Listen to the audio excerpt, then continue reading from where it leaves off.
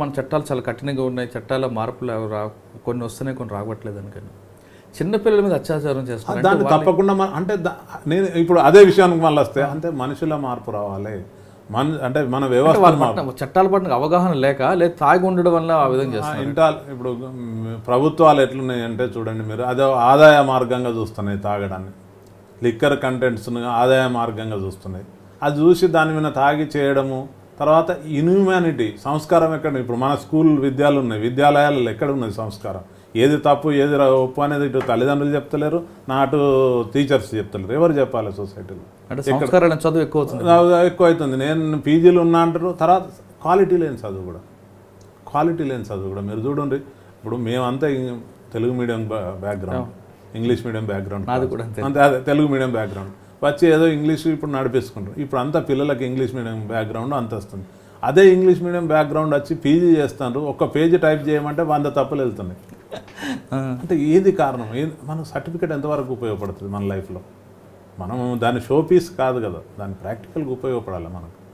దాన్ని ఆ ప్రకారంగా ఉపయోగపడతలేదు కనుకనే ఈ రకంగా. అంటే చాలా మంది మనం చూస్తున్న వరంగల్ కేసు కానీ లేదంటే కొన్ని కేసులు చిన్నపిల్లలు అండి, 9 నెలల పిల్లల మీద అత్యాచారం. తప్పకుండా అది ఖండించాలి. అది ఏంటంటే మేము కొన్ని ఇప్పుడు వరంగల్ బార్ కూడా చూడండి ఆదర్శంగా, మేము ఏమైనా అడ్వకేసీ మేము చేయమని చెప్పి బార్ అసోసియేషన్ రిజల్యూషన్ చేసింది. అక్కడ సందర్భాలు ఇక్కడ కూడా వచ్చింది, కొన్ని కేసులలో చేయమనేది వచ్చింది. మీ దగ్గర కూడా కరీంనగర్లో వీణవంకలో వీణవంక కేసులో వాస్తవంగా మా దగ్గరికి అప్రోచ్ అయ్యిండ్రు, మేము చేయమనే గ్రౌండ్ మీద నేను కానీ ఇంకా సీనియర్ అడ్వకేట్ కానీ చేయలేదు.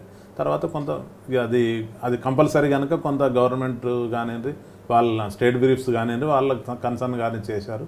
అది కన్విక్షన్ అయింది, లైఫ్ అయింది. ఇప్పుడు చేస్తున్న ఇప్పుడు మీరు చెప్తున్న వరంగల్ కేసు అవ్వచ్చు, బార్ అసోసియేషన్ వాళ్ళకి బ్యాన్ చేసింది. అంతవరకు కాకుండా ఇకపై జరగకుండా ఉండాలంటే చట్టం పైన అవగాహన తీసుకురావాలంటారా, లేదంటే మీరు అన్నట్లు లిక్కర్ మీద బ్యాన్ చేయాలంటారా? ఇప్పుడు లేదా అందరికీ చదువు మీద అంటే దాని రిపర్కేషన్ మీద మనుషులలో మార్పు తీసుకొచ్చే సొసైటీ కావాలి, అంతేగాని చట్టాలు ఇంకెన్ని ఉన్నా కానీ నా అభిప్రాయం ప్రకారంగా అయితే మార్పు రాదు.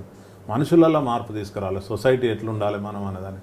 సొసైటీలో అంటే మన గృహాలలో వాతావరణం ఎట్లుండాలి, మంచిది చెడ్డేది అని ఇప్పుడు మనకు చెప్పేవాళ్ళు ఎవరు లేరు. మనం మన పిల్లలకు చెప్తలేము, మన తల్లిదండ్రులు మనతో ఉంటలేరు. ఓల్డ్ ఏజ్ హోమ్ వ్యవస్థ వస్తుంది కదా, మన తల్లిదండ్రులంతా ఓల్డ్ ఏజ్ హోమ్లో వేయాలని ఫ్యాషనేట్ అయిపోతున్నాం అందరూ. అంటే సొసైటీలో మార్పు రాకపోయిన వరకు ఇలా జరుగుతూనే ఉంటుంది నా అభిప్రాయం ప్రకారం. సార్ ఫైనల్గా వస్తే మీ సర్వీస్ అంతా చూసుకొచ్చారు, మీరు ఒక గురువు గారి దగ్గర నుండి ఇప్పటివరకు మంచి క్రైమ్కి చేసుకొచ్చారు. ఇప్పుడు వస్తున్న జనరేషన్కి కొత్తగా నల్లకోట వేసుకోవాలనుకుంటే మీరు ఇచ్చే మెసేజ్ ఏంటి? ఆల్రెడీ ఈ ఫీల్డ్లో ఉన్న వాళ్ళకి మీరు చెప్పే కొత్త వ్యక్తులు అంటే అడ్వకేట్గా రాగలిగే వ్యక్తులకు కానీ ఇప్పుడున్న వ్యక్తులకు కానీ ఒకటి ఏంటి అంటే ఫస్ట్ మనం కమిట్మెంట్, ఈ వృత్తి కానివ్వండి ఆ వృత్తిలో మనం లీనమై ఉండాలి. 4 వ్యవహారాలు చేసుకుంటా నేను ఇది సైడ్గా అనేది చేసుకుంటే మాత్రం కష్టం అండి.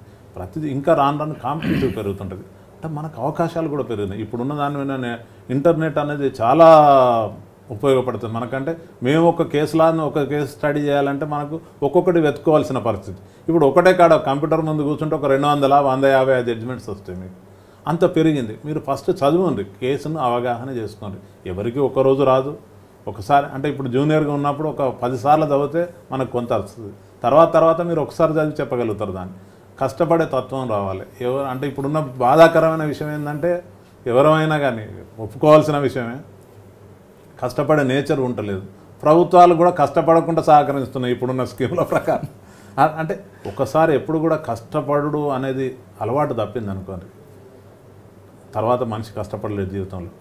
మేము జూనియర్గా కష్టపడితేనే తర్వాత కూడా కష్టపడతారు. అది మేము ఇప్పుడు వచ్చే జూనియర్లకు సలహా, ఒక మంచి ఆఫీస్ పెట్టుకోండి, లేదంటే మీరు 4 కలిసి ఒక ఆఫీసు పెట్టుకొని కష్టపడే తత్వం అలవాటు పడుకోండి, కూర్చుండి. మనం చాలా వరకు ఏంటంటే మా పార్టీలో వచ్చే క్లయింట్స్ ఎవరైతే ఉంటే మమ్మల్ని అబ్జర్వ్ చేస్తారు. వీళ్ళు ఎంతవరకు ఉంటుండ్రు, ఎంతవరకు కోట్ల వీళ్ళు నిలకడగా ఉన్నారు, నిలకడ లేకపోతే కూడా మనకు చాలా కష్టము, ఫేస్ చేయలేము. ఈ ప్రొఫెషన్ ఇంకా లాంగ్ స్కోప్ ఉంది. చాలా వరకు కొంతమంది అంటారు ఇందులో ఏం లేదు అని. మీరు అంటే ఎక్కువ డబ్బు ఆశించద్దు, మీరు మీ సర్వైవల్కు మీరు వెళ్ళిపోతుంది. దాని ప్రకారంగా లాంగ్ స్కోప్ ఉంది. ఎందుకంటే day to day properties values పెరుగుతున్నాయి, రకరకాల క్రైమ్స్ కానివ్వండి ఐదర్ సైడ్ పీపీలుగా కావచ్చు డిఫెన్స్గా కావచ్చు మనం ముందుకు వెళ్ళొచ్చు. వచ్చే మా మిత్రులందరికీ ఒకటే సలహా, కష్టపడండి. ఫస్ట్ మీరు కష్టపడితే డెఫినెట్గా సక్సెస్ అవుతారు.